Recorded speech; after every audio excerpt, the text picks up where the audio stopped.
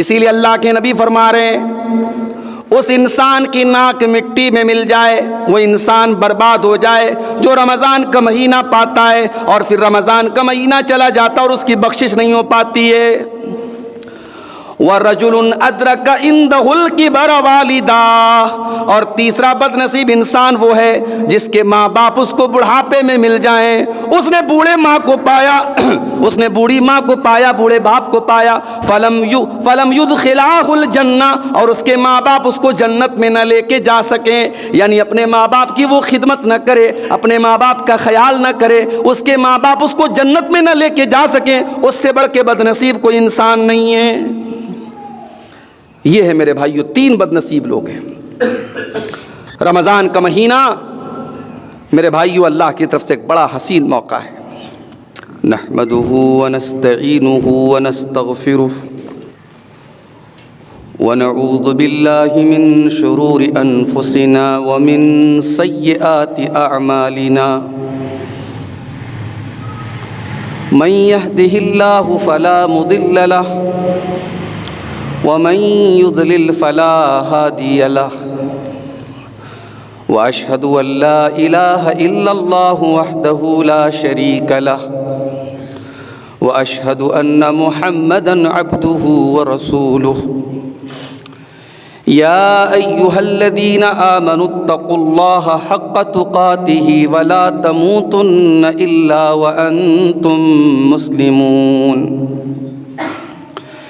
يا أيها الناس اتقوا ربكم الذي خلقكم من نفس واحدة وخلق منها زوجها وبث منهما رجالا كثيرا ونساء واتقوا الله الذي تساءلون به والأرحام إن الله كان عليكم رقيبا يا أيها الذين آمنوا اتقوا الله وقولوا قولا سديدا يصلح لكم أعمالكم ويغفر لكم ذنوبكم ومن يطع الله ورسوله فقد فاز فوزا عظيما أما بعد فإن خير الحديث كتاب الله وخير الهدي هدي محمد صلى الله عليه وسلم وشر الأمور محدثاتها وكل محدثة بدعة وكل بدعة ضلالة وكل ضلالة في النار أعوذ بالله من الشيطان الرجيم بسم الله الرحمن الرحيم يا أيها الذين آمنوا كتب عليكم الصيام كما كتب على الذين من قبلكم لعلكم تتقون۔ محترم حاضرین جمعہ، بزرگوں اور دوستوں، نوجوان ساتھیوں، ہتھیا دیہارہ کی اس بستی میں یہ دوسرا موقع ہے جب آپ کے سامنے حاضر ہونے کا موقع مل رہا ہے۔ چند مہینے پہلے آپ کی اسی بستی میں ایک بڑا شاندار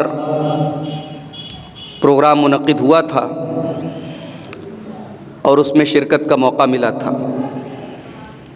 اور اسی وقت میں نے یہاں کے بعض احباب سے یہ وعدہ کیا تھا کہ آئندہ اگر کبھی موقع ملا تو اس بستی میں انشاءاللہ خطبہ جمعہ کے لیے حاضر ہونے کی کوشش رہے گی۔ اور آج کا یہ جمعہ رمضان کے پہلے آخری جمعہ ہے، اور اگلا جو جمعہ آئے گا وہ انشاءاللہ رمضان کے مہینے میں آئے گا۔ اور آپ یقین مانیں، کل رات میں پاکڑ میں تھا اور تقریباً 250-300 کلومیٹر کا سفر طے کر کے آپ کی بستی میں آج آیا ہوں، اور جمعہ کے فوراً بعد پھر مجھے اسی علاقے میں جام تاڑا جانا ہے، لگ بھگ 300-400 کلومیٹر کا اور سفر طے کرنا ہے۔ یہ ایک وعدے کی تکمیل تھی دعا کیجیے اللہ تعالیٰ میرے آنے کو قبول فرمائے، اور ہم سب یہاں خطبہ جمعہ میں اور جمعہ کی نماز کے لیے حاضر ہوئے ہیں، اللہ تعالیٰ ہماری عبادتوں کو قبول فرمائے، اور بس چند دنوں کی دوری پر ایک بڑا ہی برکت والا مہینہ، ایک بڑا ہی مبارک مہینہ جو اللہ تعالیٰ کی طرف سے ایک حسین موقع ہے اپنی مغفرت کروانے کا، اپنے آپ کو بخشوانے کا، وہ مبارک مہینہ جسے ہم اور آپ رمضان کہتے ہیں۔ یہ مہینہ کتنا اہم مہینہ ہے، اس کا اندازہ آپ اس سے لگائیں کہ ایک مرتبہ اللہ کے نبی صلی اللہ علیہ وسلم نے 3 لوگوں پر بد دعا کی۔ آپ نے فرمایا رغم انف رجل ذکرت عنده فلم یصلی علی، وہ انسان برباد ہو جائے، اس انسان کی ناک مٹی میں مل جائے، اس انسان کا ستیہ ناش ہو جائے جس کے سامنے میرا نام لیا جائے اور وہ مجھ پر درود نہ پڑھے۔ وہ بدنصیب ہے وہ انسان۔ اس کے بعد دوسرا آدمی کون ہے؟ آپ نے فرمایا وَرَغِمَ أَنْفُ رَجُلٍ أَدْرَكَ رَمَضَانَ، اور وہ انسان بھی برباد ہو جائے جو رمضان کا مہینہ پائے، ثُمَّ انسلخ، اور پھر رمضان چلا جائے، قبل ان یغفر لہ، اور اس کی بخشش نہ ہو سکے۔ یعنی رمضان ہمارے ایمان کی لائف لائن ہے۔ کبھی آپ نے دیکھا ہوگا جو انسان زندگی کی آخری سٹیج پر ہوتا ہے، ہاسپٹل میں جب ہم لے کے جاتے ہیں تو ایک مشین لگائی جاتی ہے، اس مشین میں اس کی ہارٹ بیٹس نظر آتی ہیں کہ اس کا دل دھڑک رہا ہے کہ نہیں دھڑک رہا ہے۔ اگر وہ مشین یہ بتا رہی کہ اس کا دل دھڑک رہا ہے، اس کا مطلب وہ انسان زندہ ہے، اور جیسے ہی یہ نظر آنے لگے کہ اس کی دل دھڑکنے کی جو لائن ہے وہ سیدھی ہو رہی ہے، اب دل دھڑک نہیں رہا ہے، تو انسان سمجھ جاتا ہے کہ ابھی اللہ کو پیارا ہو گیا۔ رمضان ہمارے ایمان کی آخری نشانی ہے میرے بھائی۔ جس بستی میں، جس گاؤں میں، جس سماج میں رمضان میں بھی نمازی نظر نہ آئے، رمضان میں بھی قرآن پڑھنے کا ماحول نہ ہو، رمضان میں بھی اللہ کا ڈر نہ ہو، رمضان میں بھی لوگ شیطانی کاموں سے دور نہ رہیں، یہ سمجھ جاؤ کہ اب اس بستی میں ایمان باقی نہیں بچا ہے۔ کبھی آپ نے غور کیا ہوگا بڑی بڑی کمپنیاں سیل لگاتی ہیں، میں نہیں جانتا، ممکن ہے کٹیہار میں بھی بہت بڑے بڑے مال میں سیل لگتی ہوگی، کٹیہار بھی ماشاءاللہ بڑا شہر ہو چکا ہے، پورنیہ قریب میں ہے، پورنیہ میں آپ جا کے دیکھیں بڑے بڑے شاپنگ مال میں کبھی کبھی سیل لگتی ہے۔ سیل میں کیا ہوتا ہے کہ صاحب جو سامان 1000 روپے کا ہے وہ آفر میں 300 کا مل رہا ہے، 70% ڈسکاؤنٹ، 80% ڈسکاؤنٹ۔ تو جب سیل لگتی ہے تو ہمیں پتہ لگتا ہے کہ یار یہ سامان اتنا سستے میں مل رہا ہے، تو ہم جلدی سے اس سیل کا فائدہ اٹھاتے ہیں۔ اگر ہمیں واقعی میں اس سامان کی ضرورت ہے، فالتو چیز نہیں، ہمارا کپڑا ہے، ہمارے گھر کی چیزیں ہیں، بہت سستے میں مل رہی ہیں، ہم سوچتے ہیں یار لے لیتے، سستے میں مل رہا ہے۔ رمضان بھی اللہ تعالیٰ کی طرف سے نیکیوں کی ایک سیل ہے میرے بھائیوں، اللہ تعالیٰ کی طرف سے آپ کی بخشش اور مغفرت کا پروانہ ہے رمضان۔ اور رمضان ہمیں یہ چانس دے رہا ہے کہ اگر اب تک اپنے اللہ سے توبہ نہیں کی، اب تک آپ نے اللہ سے معافی نہیں مانگی، اب تک اپنے گناہوں پر اللہ کے سامنے شرمندہ نہیں ہوئے، تو اللہ تعالیٰ ایک موقع دے رہا ہے، اگر اب نہیں سدھرے تو کبھی نہیں سدھر سکتے۔ اسی لیے اللہ کے نبی فرما رہے ہیں اس انسان کی ناک مٹی میں مل جائے، وہ انسان برباد ہو جائے جو رمضان کا مہینہ پاتا ہے اور پھر رمضان کا مہینہ چلا جاتا اور اس کی بخشش نہیں ہو پاتی ہے۔ وَرَجُلٌ أَدْرَكَ عِندَهُ الْكِبَرَ وَالِدَاهُ، اور تیسرا بد نصیب انسان وہ ہے جس کے ماں باپ اس کو بڑھاپے میں مل جائیں. اس نے بوڑھے ماں کو پایا، اس نے بوڑھی ماں کو پایا، بوڑھے باپ کو پایا. فَلَمْ يُدْخِلَاهُ الْجَنَّةَ، اور اس کے ماں باپ اس کو جنت میں نہ لے کے جا سکیں، یعنی اپنے ماں باپ کی وہ خدمت نہ کرے، اپنے ماں باپ کا خیال نہ کرے، اس کے ماں باپ اس کو جنت میں نہ لے کے جا سکیں، اس سے بڑھ کے بد نصیب کوئی انسان نہیں ہے. یہ ہے میرے بھائیو 3 بد نصیب لوگ ہیں. رمضان کا مہینہ میرے بھائیو اللہ کی طرف سے ایک بڑا حسین موقع ہے. اور میں آپ کو ایک بات اور بتا دوں، رمضان ہمیں مل رہا ہے سن 1445 ہجری کا. یہ رمضان اللہ ہمیں دے رہا ہے. ہمیں سے بہت سارے لوگ ایسے ہیں جو پچھلے رمضان میں تھے اور اس سال نہیں ہیں. پچھلے رمضان میں انہوں نے تراویح کی نماز پڑھی، انہوں نے روزہ رکھا، انہوں نے افطار کیا، سحری کی، سارے کام کیے، اور اس رمضان کے آنے کے پہلے وہ اللہ کو پیارے ہو گئے، اس دنیا سے چلے گئے. لیکن ہمیں اللہ نے ابھی زندہ رکھا ہے، باقی رکھا ہے. یہ ہماری بہت بڑی خوش قسمتی ہے. اسے معمولی مت سمجھو میرے بھائیو.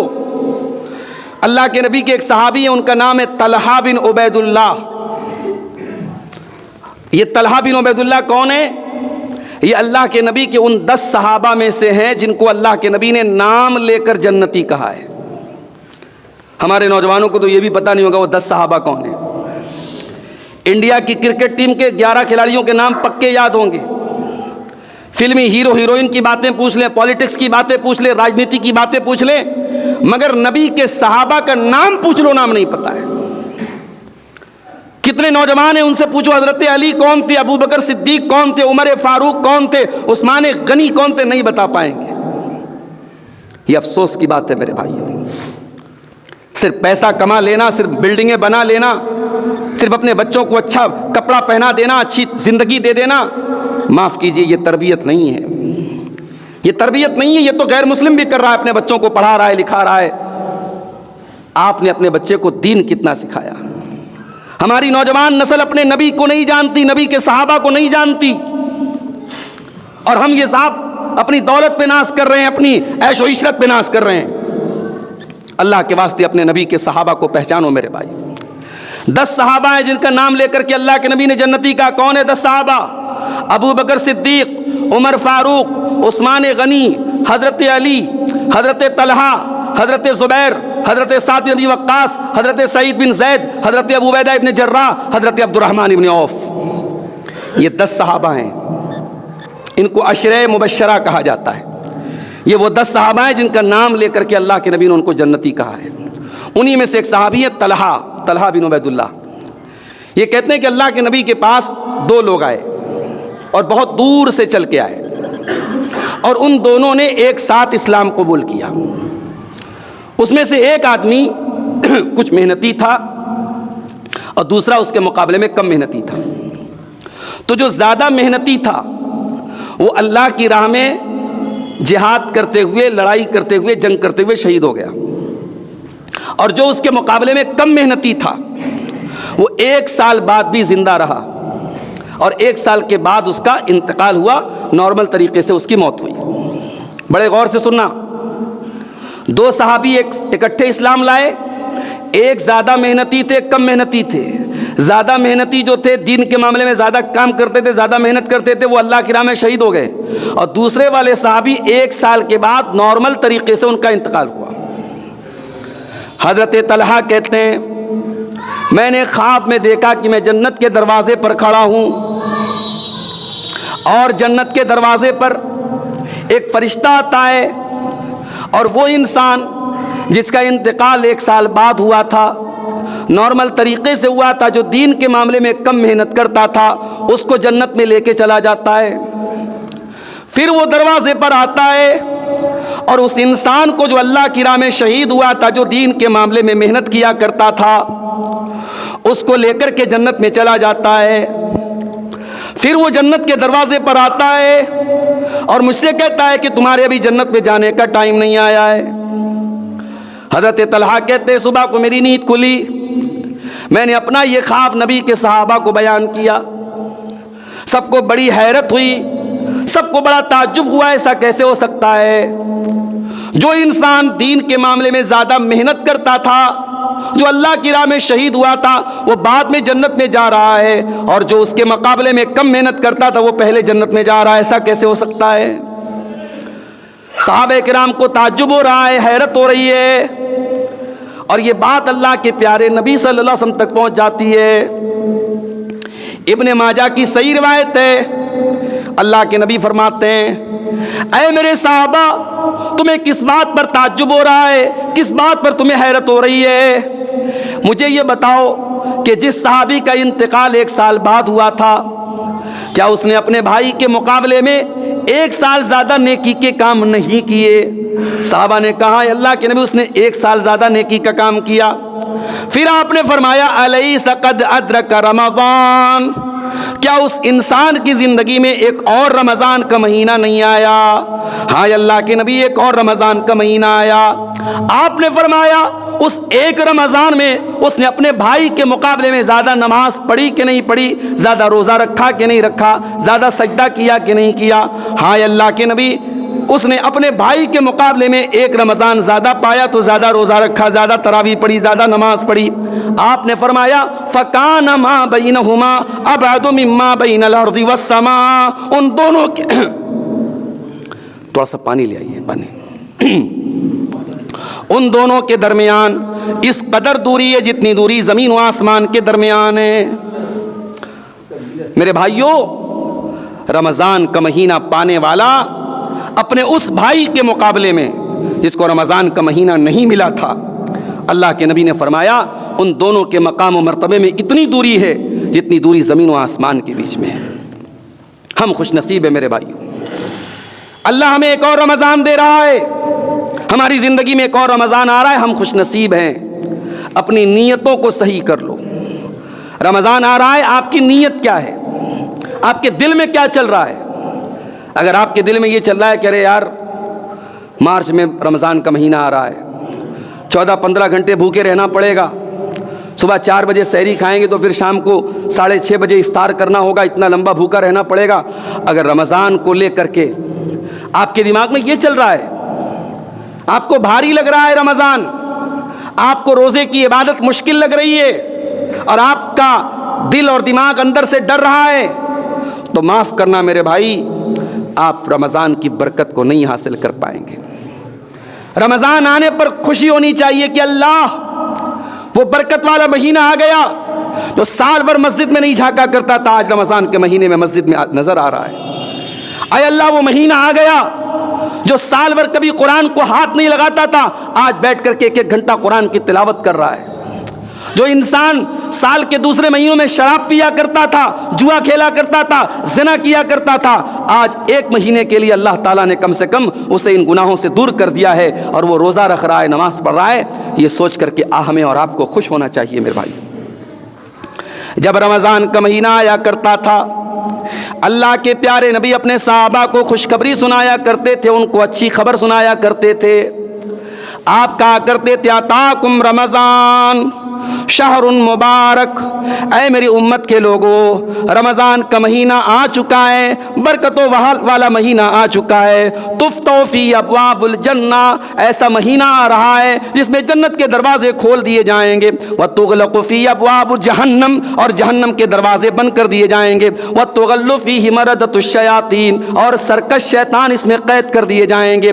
فیہ لیلۃ خیر من الف شہر، اور اس مہینے میں ایک رات ایسی ہے جو 1000 مہینے سے بہتر ہے۔ من حرمہا، اس ایک رات کی عبادت سے جو محروم ہو گیا، فقد حرم الخیر کلہ، وہ تمام کی تمام بھلائیوں سے محروم ہو گیا۔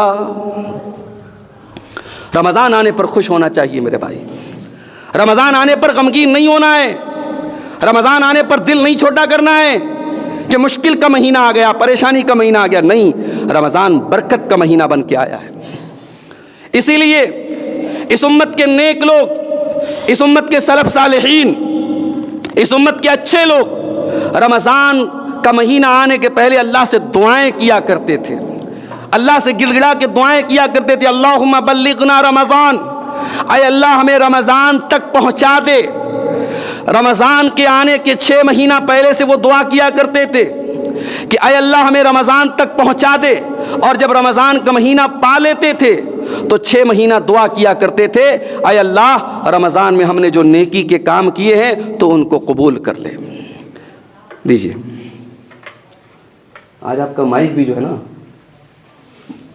جاندار نہیں ہے۔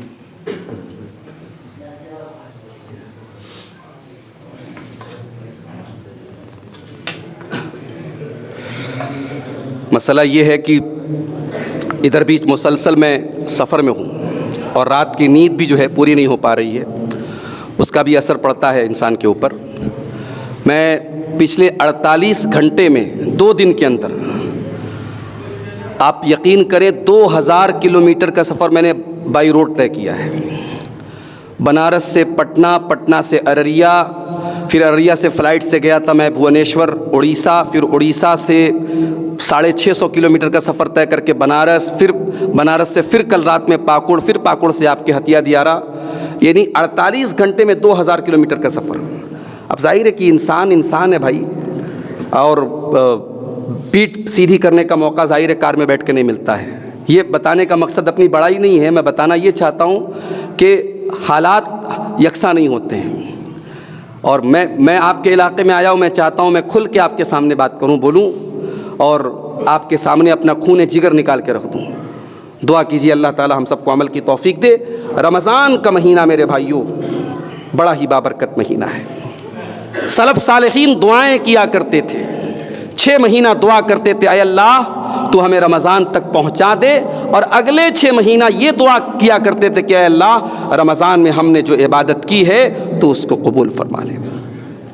مگر معاف کرنا میرے بھائیوں، کچھ ایسے بھی بد نصیب ہیں رمضان کا برکت والا مہینہ بھی ان کو سدھار نہیں پاتا ہے۔ وہ رمضان میں بیٹھ کر کے کھاتے پیتے رہتے، روزہ نہیں رکھتے، انہیں موبائل پر بیٹھ کر کے ویڈیو گیم اور رمضان موبائل پر بیٹھ کر کے ویڈیو دیکھنے میں مزہ آتا ہے، وہ تراویح کی نماز چھوڑ کر کے بیٹھ کر کے موبائل میں لگے رہتے ہیں۔ یاد رکھو میرے بھائیوں، جب اللہ تبارک و تعالیٰ کی طرف سے گناہ جب انسان گناہ کرتے کرتے اس قدر اس کا دل کالا پڑ جائے کہ اس کے دل پر گناہوں کی پٹی پڑ جائے تو رمضان کا برکت والا مہینہ بھی اس کے اندر کوئی فرق نہیں لا سکتا۔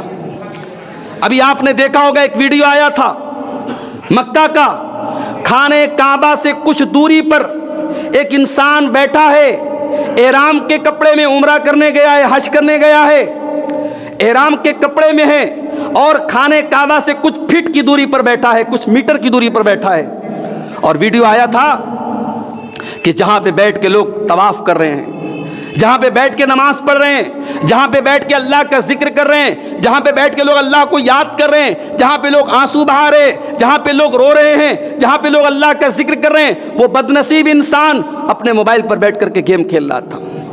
اس دنیا میں ایسے بھی لوگ ہیں میرے بھائیوں، بڑا بد نصیب ہے وہ انسان جو رمضان کے اس مہینے کی قدر نہ کرے، اس کی مبارک گھڑیوں کی قدر نہ کرے۔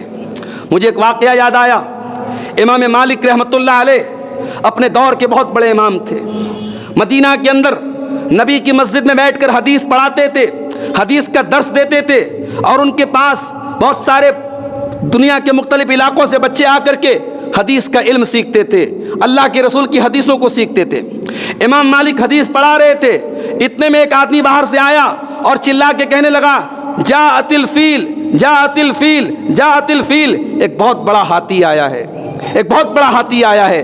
مدینہ میں ہاتھی نہیں ہوتا تھا، مدینہ میں ہاتھی نہیں ہوتا تھا، مدینہ والوں نے کبھی ہاتھی نہیں دیکھا تھا۔ امام مالک کے درس میں جتنے بچے بیٹھے تھے سب اٹھ کے چلے گئے ہاتھی دیکھنے کے لیے، سارے کے سارے ہاتھی دیکھنے کے لیے چلے گئے۔ امام مالک نے دیکھا کہ ان کا ایک شاگرد جس کا نام یحییٰ بن ابی یحییٰ تھا، جس کا نام یحییٰ بن ابی یحییٰ تھا، وہ نہیں گیا، وہ بیٹھا ہوا ہے۔ امام مالک نے پوچھا بیٹا سارے لوگ ہاتھی دیکھنے چلے گئے، تو کیوں ہاتھی دیکھنے نہیں جا رہا ہے؟ کیا تو نے ہاتھی پہلے دیکھا ہے؟ اس نے کیا جواب دیا تھا؟ امام مالک کے اس شاگرد نے کیا جواب دیا تھا میرے بھائیوں؟ اس نے کہا تھا انما قدمت المدینہ لارا مالکا، کہ استاذ محترم میں مدینہ آیا ہوں، اپنا گھر بار چھوڑ کر کے آپ سے علم حدیث سیکھنے کے لیے آیا ہوں، آپ سے نبی کی حدیثوں کو سیکھنے کے لیے آیا ہوں، میں ہاتھی دیکھنے کے لیے نہیں آیا ہوں۔ اللہ اکبر! کیا جواب دیا اس نے؟ میں ہاتھی دیکھنے کے لیے نہیں آیا ہوں.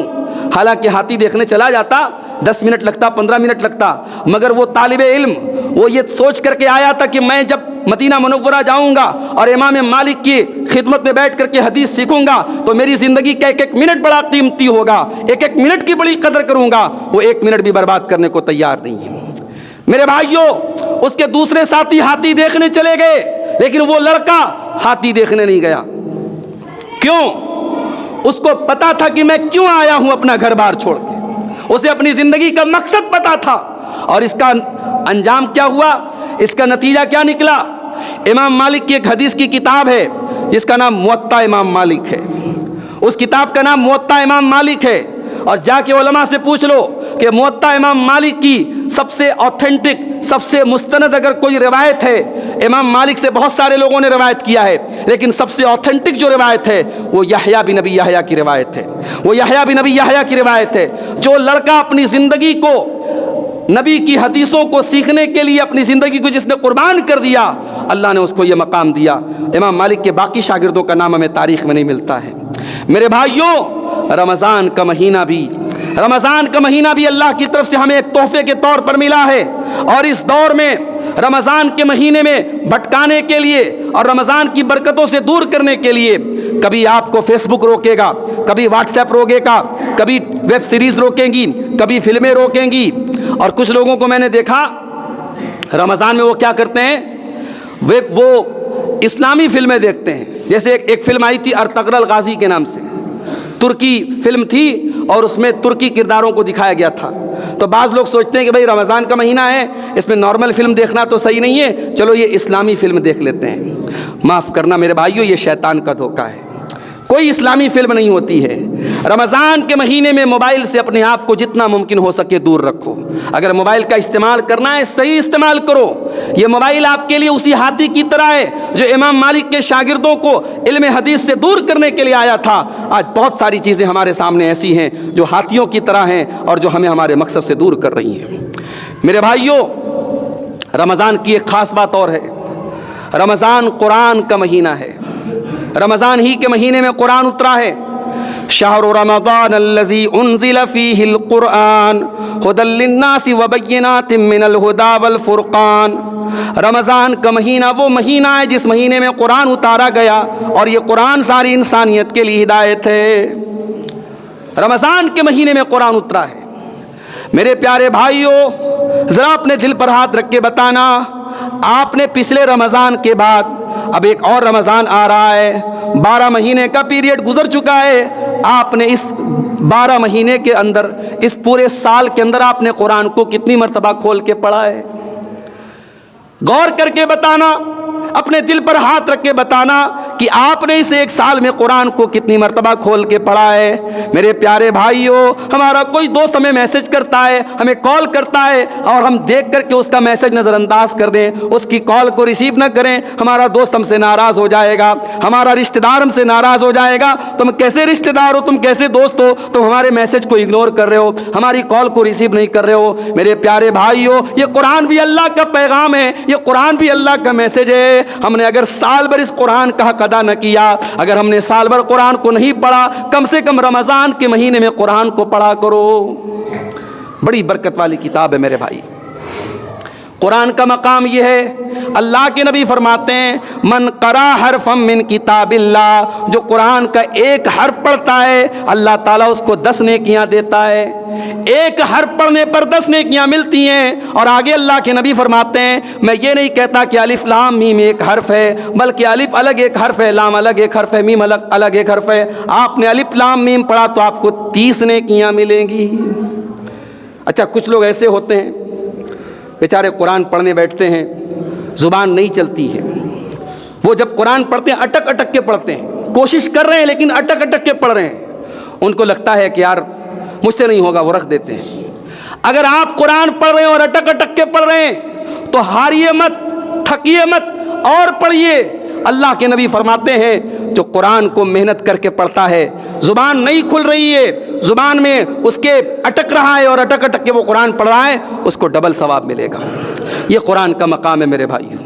اور اگر ہم نے قرآن کو نہیں پڑھا اور رمضان کے مہینے میں بھی قرآن کو نہیں پڑھا، ہم سے بڑا بد نصیب کوئی نہیں ہوگا۔ ارے ہم تو سر سے پیر تک گناہوں میں لت پت لوگ ہیں، کوئی گھنٹہ کوئی منٹ ایسا نہیں گزرتا جب اللہ کی ہم کوئی نافرمانی نہ کرتے ہوں۔ قیامت کے دن یہ قرآن اللہ کی بارگاہ میں ہماری سفارش کرے گا، ہماری سفارش کرے گا۔ یہ قرآن اللہ سے کہے گا، اے اللہ، راتوں کو یہ قرآن پڑھا کرتا تھا، ساری دنیا سوئی رہتی تھی، اے اللہ یہ قرآن کھول کے پڑھا کرتا تھا۔ اور قرآن اللہ سے کہے گا، اے اللہ تو اس سے راضی ہو جا، اور قرآن کی سفارش کو اللہ قبول کرے گا۔ اس لیے میرے بھائیوں، رمضان میں اپنے آپ کو قرآن سے اپنے آپ کو جوڑ لو اور قرآن کو پڑھو۔ اور اگر ہو سکے تو قرآن کا کوئی اچھا سا ترجمہ اور کوئی اچھی سی تفسیر آپ اس کو بھی اپنے مطالعے میں رکھیں۔ بنگلہ زبان آتی ہے، بنگلہ میں بھی قرآن کا ترجمہ ہو چکا ہے، ہندی آتی، ہندی میں بھی قرآن کا ترجمہ ہو چکا ہے۔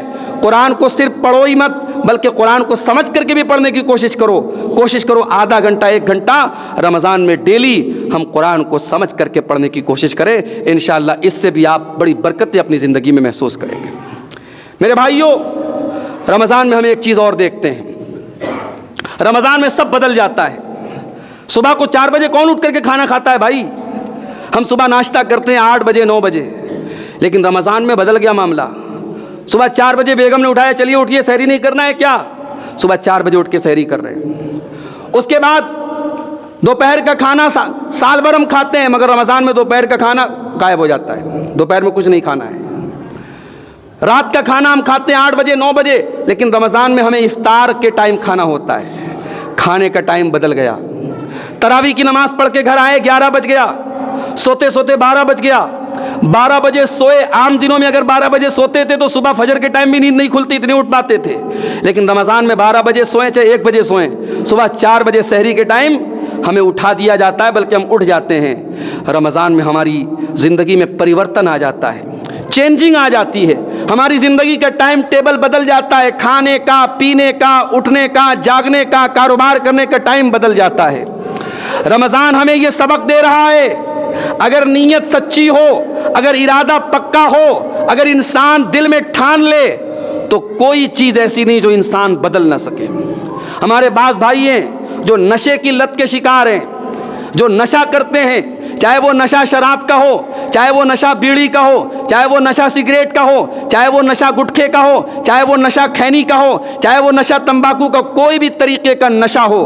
ہمارے بعض نوجوان کہتے ہیں، مولوی صاحب لت لگ گئی ہے، چھوٹ نہیں سکتی، چھوٹ نہیں رہی ہے۔ رمضان ہمیں یہ سبق دے رہا ہے، دنیا کی کوئی لت ایسی نہیں جو چھوٹ نہ جائے، دنیا کی کوئی عادت، بری عادت ایسی نہیں جو چھوٹ نہ سکے۔ انسان کو بس پکا ارادہ کرنے کی ضرورت ہے میرے بھائی۔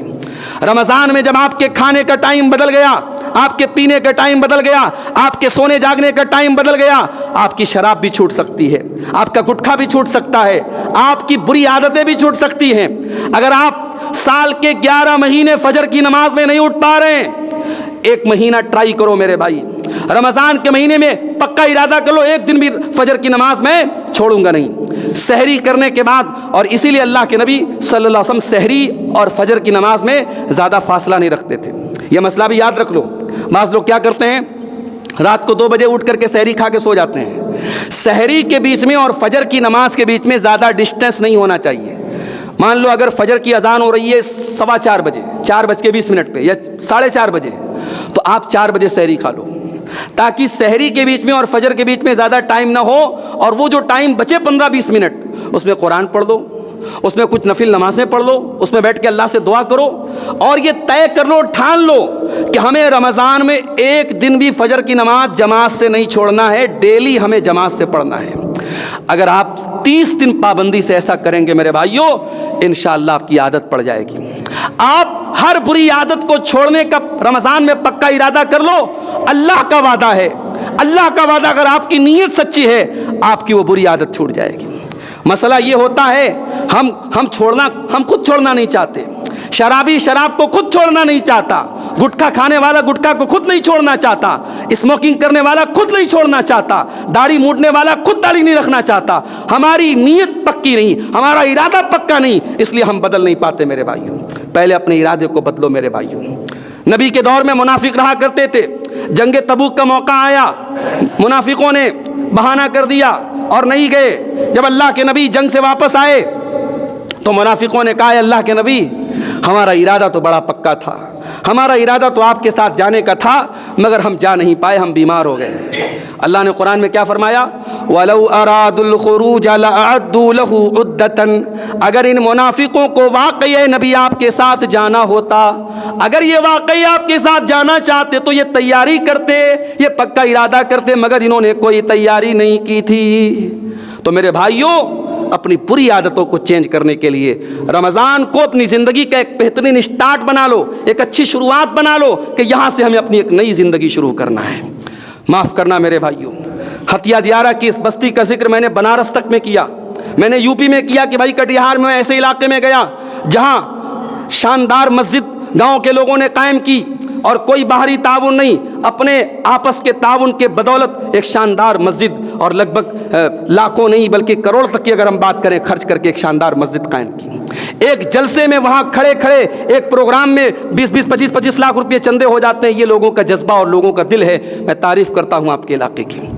مگر معاف کرنا میرے بھائیوں، جب ہم یہ سنتے ہیں کہ یہ بستی جو کٹیہار کی، اگر میں یہ کہوں کہ سب سے بڑی اہل حدیث بستی ہے تو غلط نہیں ہوگا، جب ہم یہ سنتے ہیں کہ آپ کے علاقے میں، آپ کے اس بستی میں اور آپ کے اس گاؤں میں اہل حدیثوں کے اندر یہ برائی بھی پائی جاتی ہے کہ صاحب شادی کے موقع پہ ڈھول باجا بھی بج رہا ہے، ناچ گانا بھی ہو رہا ہے، اور آپ کی بستی میں شادی کے موقع پر شراب بھی پی جا رہی ہے، واللہ ہمیں تکلیف ہوتی ہے میرے بھائیوں، ہمیں تکلیف ہوتی ہے۔ ہم یہ چاہتے ہیں جب آپ کی اس بستی کی کا ذکر ہو تو یہ بات بھی بیان کی جائے کہ نہیں صاحب وہاں کے لوگ واقعی میں بڑے اچھے ہوتے ہیں، پیسے والے ہیں، خوشحال ہیں، مگر بہت ساری بری رسموں سے دور ہے میرے بھائیوں۔ آپ اپنے آپ کو اہل حدیث بھی کہیں، آپ اپنے آپ کو قرآن و حدیث پر چلنے والا بھی کہیں، اور آپ کی شادی میں ڈھول باجا بجے، آپ کی شادی میں ناچ گانا ہو اور آپ کی شادیوں میں شراب پی جائے، اس سے بڑھ کے شرم کی اور افسوس کی کوئی بات نہیں ہو سکتی۔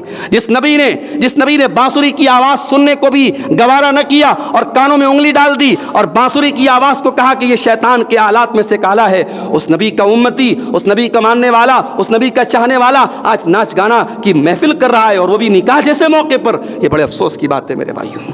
چینج کر لو اپنے آپ کو، بدل ڈالو اپنے آپ کو، اور یاد رکھو مسجد آپ نے قائم کر دی، مگر اگر مسجد میں نمازی نہیں ہے، مسجد میں نمازی نہیں ہے تو یاد رکھو کل اس مسجد کا اور ہماری تمام مسجدوں کا وہی حال ہوگا جو آج دشمنوں کے نشانے پر ہیں۔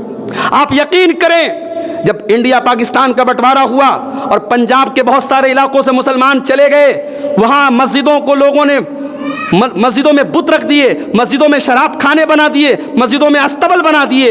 آج اگر ہم نے اپنی مسجدوں کو آباد نہیں کیا، لاکھوں کی کروڑوں کی رقم خرچ کر کے بلڈنگ بنا لینا کمال نہیں ہے۔ شاعر کہتا ہے مسجد تو بنا لی شب بھر میں، مسجد تو بنا لی شب بھر میں، ایمان کی حرارت والوں نے، من اپنا پرانا پاپی تھا برسوں میں نمازی بن نہ سکا۔ میرے بھائیوں، مسجد بنا لینا کمال نہیں ہے، مسجد کو آباد کرو۔ اور ایک اور ریکویسٹ آپ سے کروں گا، اللہ نے آپ کو نوازا ہے، معاف کرنا، اگر یہ جمعہ کا خطبہ ہو رہا ہے آپ کی مسجد میں، سال میں 48 نہیں 50-52 جمعہ کے خطبے ہوتے ہیں، آپ کی مسجد میں عورتوں کا انتظام کیوں نہیں ہے؟ اگر آپ کا یہ کہنا ہے کہ صاحب ہمارے یہاں عادت نہیں ہے، ہمارے عام طور سے رواج نہیں ہے، تو جو چیز قرآن سے ثابت ہے، نبی کی حدیث سے ثابت ہے، صحابہ کے عمل سے ثابت ہے، وہاں یہ کہنا کہ ہمارے یہاں رواج نہیں ہے، ہمارے باپ دادا میں ایسا ہوتا نہیں چلا آ رہا تھا، یہ دلیل نہیں چلے گی۔ اگر ہم واقعی میں اہل حدیث ہیں، ہماری ہر مسجد میں جہاں جمعہ کی نماز ہوتی ہے وہاں عورتوں کا بھی الگ انتظام ہونا چاہیے۔ آپ ماشاءاللہ آپ کوشش کریں، آپ ایک فلور عورتوں کے لیے الگ کر دیں، ان کی سیڑھی الگ بنا دیں، ان کا دروازہ الگ بنا دیں، ان کی انٹری الگ کر دیں، اور کوشش کریں کہ ہر گھر کی عورتیں جمعہ کی نماز میں آئے اور خطبہ جمعہ میں حاضر ہوں۔ اور پھر جب یہ انتظام ہو جائے اور 1 سال کے بعد میں آپ سے رپورٹ لوں گا، اور انشاءاللہ میں پورے دعوے کے ساتھ کہتا ہوں اگر 1 سال تک آپ کی عورتیں جمعہ کے خطبے میں آ جائیں، اور جب ہم عورتوں کی بات کرتے ہیں صرف بوڑھی عورتوں سے مراد نہیں ہے، جوان عورتیں، آپ کی بچیاں، آپ کی بہویں سب آئیں اور 50 جمعہ کا خطبہ وہ سن لیں، یہ آدھا گھنٹہ کی تقریر وہ سن لیں، بہت فرق محسوس کریں گے آپ اپنی سوسائٹی میں۔ کتنی سماج میں گندگیاں ہیں، رسم و رواج ہیں جو عورتوں کی جہالت کی وجہ سے ہیں، اور آپ کے بچے جو آج تعلیم نہیں حاصل کر رہے ہیں عورتوں کی جہالت کی وجہ سے۔ جب آپ کی عورتیں پڑھیں گی، آپ کی لڑکیاں پڑھیں گی، تو جب وہ خود ماں بنیں گی تو اپنے بچوں کو پڑھائیں گی۔ میرے بھائیوں، زندگی میں تعلیم بھی بڑی ضروری ہے، اور دین کی تعلیم تو بہت ضروری ہے، اس لیے اس مسجد میں آپ عورتوں کا بھی انتظام کریں، اس مسجد میں آپ عورتوں کا بھی انتظام کریں۔ اور میں آج یہ وعدہ آپ سے لے کر کے جانا چاہتا ہوں کہ انشاءاللہ آئندہ جب میں اس مسجد میں آؤں تو مجھے معلوم ہو کہ ہاں حتیہ دیارہ والوں نے اس شاندار مسجد میں عورتوں کا بھی انتظام کر لیا۔ یہ بہت ضروری قدم ہے میرے بھائیوں، اس میں آپ کوئی ٹال مٹول مت کیجیے گا، اور مسجد میں آپ نماز سے اس کو آباد کیجیے، مسجد کو نماز سے آباد کیجیے۔ اللہ قرآن میں کہتا ہے انما یامر مساجد اللہ من آمن باللہ والیوم الآخر، اللہ کی مسجد کو وہ لوگ آباد کرتے ہیں جو اللہ پر ایمان رکھتے ہیں، جو قیامت کے دن پر ایمان رکھتے ہیں، واقام الصلاۃ، اور جو نماز قائم کرتے ہیں۔ مسجد میں چندہ دے دینا، مسجد میں دان دے دینا یہ بڑا کام نہیں ہے، مسجد کو وہ آباد کرتا ہے جو نماز قائم کرتا ہے۔ ایسی نماز کے ساتھ اپنا ایسا تعلق جوڑو میرے بھائی، اور اللہ کا شکر ادا کرو۔ اگر آپ کا گھر مسجد سے قریب میں ہے، مسجد کے پڑوس میں ہے، آپ مسجد کے پڑوسی ہیں، اللہ کا شکر ادا کرو۔ میرے پاس ایسے بھی فون آتے ہیں، مولانا صاحب میں ایسے گاؤں میں رہتا ہوں جہاں اہل حدیث کی کوئی مسجد نہیں ہے، مجھے 3 کلومیٹر اور 10 کلومیٹر دور مجھے جا کر کے نماز پڑھنا پڑتا ہے، اور میرے آس پاس میں جو مسجدیں ہیں وہاں کا امام شرک کرتا ہے، وہاں کا امام قبر پہ سجدہ کرتا ہے، میں کیا کروں؟ میرے بھائیوں ایسی سچویشن آپ کے ساتھ نہیں ہے، آپ کے گاؤں میں آپ کے پڑوس میں مسجد موجود ہے، اللہ کا شکر ادا کرو اور مسجد کا حق ادا کرو۔ اور آخری بات، رمضان کا مہینہ ایک اور سبق دے رہا ہے میرے بھائیوں۔ رمضان کے مہینے میں ہم حلال چیزوں کو چھوڑ دیتے ہیں، کھانا حلال ہے، پانی حلال ہے، بیوی سے ملنا حلال ہے، مگر ہم فجر سے لے کر کے مغرب تک نہ کچھ کھاتے ہیں، نہ پیتے ہیں، اور نہ بیوی سے ملاقات کرتے ہیں۔ ایسا تو نہیں ہے کہ رمضان میں شہوت ختم ہو جاتی ہے، بھوک نہیں لگتی، پیاس نہیں لگتی، بیوی کی ضرورت نہیں ہے، شہوت تو ہے، کھانے کی بھی شہوت ہے، پینے کی بھی شہوت ہے، جنسی شہوت بھی ہے، مگر ہم اپنے آپ کو کنٹرول کرتے ہیں۔ بھوکے پیاسے گھر میں آئے، فریج کھولا، ٹھنڈے پانی کی بوتل رکھی ہے، رمضان کے مہینہ میں افطار کے لیے کیلے لائے ہیں، کیلے فریج میں رکھے ہوئے ہیں، سیب رکھے ہوئے ہیں، انار رکھے ہوئے ہیں، تمام طریقے کی نعمتیں رکھی ہیں۔ وہ کون سی طاقت ہے میرے بھائی، وہ کون سی قوت ہے میرے بھائی جو آپ کو پیاس کے باوجود ٹھنڈے پانی کو پینے نہیں دیتی ہے؟ وہ کون سی طاقت ہے جو طرح طرح کے پھل آپ کے فریج میں رکھے ہیں مگر آپ نہیں کھاتے ہیں؟ ظہر کا ٹائم آیا، سورج ایک دم سر پر ہے، گرمی سے آپ بےحال ہیں، مسجد میں آئے، ٹھنڈے ٹھنڈے پانی سے وضو کیا، کلی کرنے کے لیے منہ میں پانی ڈالا، اگر کلی کرتے وقت پانی تھوڑا سا اندر چلا جائے کون دیکھنے جاتا ہے؟ کون دیکھنے جاتا ہے؟ کوئی کیمرہ ریکارڈ نہیں کر رہا ہے، کسی کو خبر بھی نہیں لگے گی، مگر آپ کلی کے لیے پانی حلق میں منہ میں ڈالتے ہیں اور باہر نکال دیتے ہیں، ایک قطرہ بھی اس پانی کا آپ حلق کے نیچے نہیں اتارتے ہیں۔ اللہ اکبر! رمضان کا ایک بہت بڑا سبق ہے، رمضان ہمیں تقویٰ سکھاتا ہے، رمضان ہمیں اللہ کا ڈر سکھاتا ہے، رمضان یہ بتاتا ہے کہ اللہ کا ڈر ایسا ہوتا ہے کہ منہ میں پانی گیا ہے، پیاس لگی ہے، گرمی کا موسم ہے، مگر پانی کو اندر نہیں جانے دینا ہے۔ میرے بھائی، جس اللہ کے لیے آپ نے حلال کو چھوڑ دیا، کھانا حلال تھا، پانی حلال تھا، بیوی سے ملنا حلال تھا، مگر آپ نے رمضان میں 14-15 گھنٹے اپنے آپ کو دور رکھا، اس اللہ کے حکم پر آپ حرام کیوں نہیں چھوڑ سکتے؟ اس اللہ کے حکم پر آپ زنا کیوں نہیں چھوڑ سکتے؟ شراب کیوں نہیں چھوڑ سکتے؟ حرام کھانا کیوں نہیں چھوڑ سکتے؟ میرے بھائیو، رمضان ہمیں سبق دے رہا ہے، اگر اللہ کے لیے حلال چھوڑ سکتے ہو تو حرام بھی چھوڑ دو۔ میرے بھائیو، رمضان میں، آنے والے رمضان میں یہ ارادہ کر لو کہ جو بھی بری عادتیں ہیں انشاءاللہ ہم اس کو دور کریں گے۔ اور ایک بڑی اہم عبادت رمضان کی تراویح کی نماز ہے۔ تراویح کی نماز میں آپ 1 گھنٹہ 1.5 گھنٹہ جو بھی تراویح کی نماز میں ٹائم لگتا ہے، آپ اس کو بوجھ نہ سمجھیں۔ آپ 1 گھنٹہ تراویح کی نماز پڑھیں گے، آپ کو پوری رات نماز پڑھنے کا ثواب ملے گا۔ اللہ کے نبی فرماتے ہیں کہ جو امام کے ساتھ تراویح کی نماز پڑھتا ہے اس کو پوری رات قیام کرنے کا ثواب ملتا ہے۔ اس لیے پابندی کے ساتھ تراویح کی نماز آپ پڑھیں تاکہ پوری رات آپ کو تہجد پڑھنے کا ثواب ملے۔ یہ چند باتیں تھیں جو رمضان کے تعلق سے تھیں۔ میں امید کرتا ہوں، میں انشاءاللہ آپ سب سے یہ امید کرتا ہوں کہ آنے والے رمضان کو ہم اپنی زندگی کا سب سے بہترین رمضان بنائیں گے انشاءاللہ۔ ہمارے اندر جو بھی بری عادتیں ہیں انشاءاللہ ہم اس رمضان سے ان تمام بری عادتوں کو چھوڑ دیں گے انشاءاللہ۔ اور میں یہ بھی امید کرتا ہوں کہ ہمارے وہ بھائی جو اب تک نماز سے دور تھے، انشاءاللہ اب ان کی زندگی نماز سے آباد ہوگی۔ ہمارے وہ بھائی جو کسی قسم کا نشہ کرتے تھے اب انشاءاللہ وہ ہر قسم کے نشے سے دور ہوں گے۔ ہمارے وہ بھائی جو شادی بیاہ میں بری رسم و رواج کے قائل تھے اور اس پر عمل کرتے تھے اب انشاءاللہ آئندہ ان کے گھر میں کوئی شادی ہوگی تو وہ اس کو چھوڑیں گے اور اس پر نکیر کریں گے، ان کے گھر کی عورتیں بھی انشاءاللہ اس پر نکیر کریں گی۔ ہم اللہ سے دعا کرتے ہیں رب العالمین ہمیں رمضان کی برکتوں کا صحیح معنوں میں فائدہ اٹھانے کی توفیق عطا فرمائے۔ رب العالمین ہمیں جس طریقے سے دنیا میں اللہ تعالیٰ نے خوشحال بنایا ہے اور دنیا میں ترقی دی ہے اور دنیا میں نعمتوں سے نوازا ہے، اللہ آخرت کی نعمتیں بھی ہم سب کو عطا فرما دے۔ اس گاؤں کے لوگوں کو اللہ تعالیٰ دین اور دنیا دونوں جہان کی ترقی اور کامیابی عطا فرمائے۔ رب العالمین جس طریقے سے تو نے ہمیں اس گھر کو بنانے کی، اس مسجد کو بنانے کی توفیق دی ہے، اے اللہ اس مسجد کو ہم سب کو آباد کرنے کی تو توفیق عطا فرما۔ اے اللہ ہمارے بچوں کو تو دین پر چلنے والا بنا دے، ہماری ماں بہنوں کو دین پر چلنے والا بنا دے، ہمارے اندر جو بری عادتیں ہیں ان کو چھوڑنے کی ہم سب کو توفیق عطا فرما۔ ہمارے ایک بھائی کا بھی فون آیا، ان کی اہلیہ بہت بیمار ہیں، ہمارے بنارس سے 100 کلومیٹر دور مئو ایک جگہ ہے، مئو کے رہنے والے ہیں، اہلیہ ان کی بیمار ہے، لکھنؤ میں ہاسپٹل میں ایڈمٹ ICU میں ہیں، انہوں نے خاص طور سے دعا کی ہے اللہ ان کی اہلیہ کو شفاء کامل عاجل عطا فرمائے۔ جو بھی بیمار ہمارے بھائی ہیں اللہ تمام بیماروں کو شفا عطا فرمائے، جو روزی روٹی سے پریشان ہیں اللہ ان کے کاروبار میں برکت نصیب فرمائے۔ رب العالمین ہمیں ہر شر سے محفوظ رکھے، دنیا میں ایمان پر قائم رکھے اور ایمان پر ہم سب کا خاتمہ ہو، آمین۔ وآخر دعوانا ان الحمد للہ رب العالمین۔